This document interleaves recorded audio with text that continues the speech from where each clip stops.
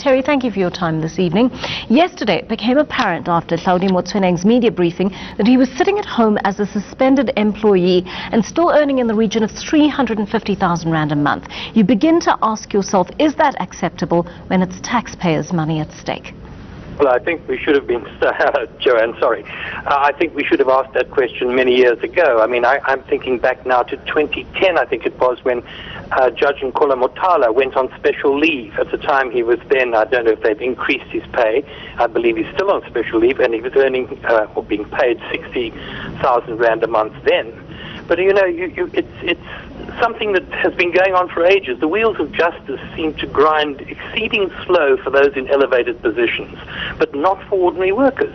You know, I really cannot think of a single case where a shop floor worker, an ordinary worker, found guilty of some form of misconduct, even if it's not gross misconduct, such as being charged with attempted murder or drunken driving, has been put on leave with full, special leave, suspended on full pay. And that's whether in the private or public sector. But most of this seems to be occurring in the public sector. And it certainly does appear that some people are very much more equal than others.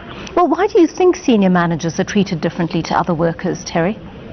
Well, I think we're in a situation here of a lot of political toing and froing, a system of patronage, which is a form of corruption. I think you've always had a bit of a problem because the law is not that equal, despite what the Constitution says, because anyone who has sufficient money to buy or have sufficient legal expertise can spin something out for a long time. But I think it is partially to do with the fact that it's an old boys club at the top, and it's the very people who are being suspended who actually are being suspended by people who happen to be their friends, colleagues, cohorts, or whatever. Do you think this happens in the private sector as much as it does in the public sector? No, it doesn't. I'm sure it doesn't. It may happen from time to time. I don't think so. I mean, but there you get big payouts. I mean, let's use the big payout we've had recently from Eskom for Brian Molefe. I mean, 30 million rand. We now have a proposal for a basic minimum wage, which is yet to come in, of 3,500 rand a month, and nearly half the working population don't yet earn that.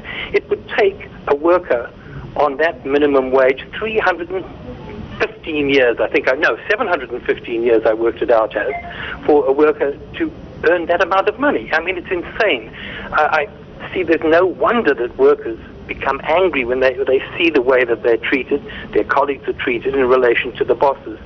So I think it's a problem. I hope Fikile Mbalula really means that he's going to deal with it. It's the beginning of something, but it's something that goes throughout primarily the public sector, and something should be done about it.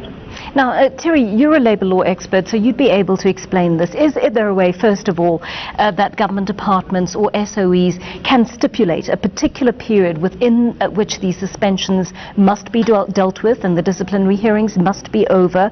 Or should employees who've been found guilty in disciplinary hearings be forced to pay back the amount they earned while they were on suspension?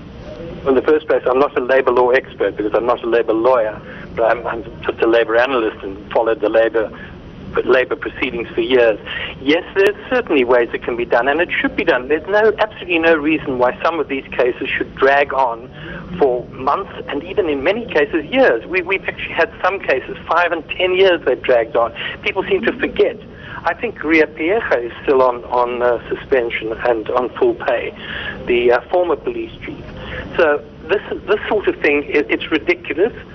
It's up to the employer, and the employer in this case is the government, to do something about it. We have decent labour laws which actually lay down procedures that people can follow. If you have a disciplinary hearing and the person is found to be guilty and to lose their job, well, that's it, I'm afraid. They should go. And it happens to ordinary workers, but it certainly doesn't seem to happen to primarily those who have political connections. Very interesting indeed. Labour analyst Terry Bell, thank you so much for your insight into that story.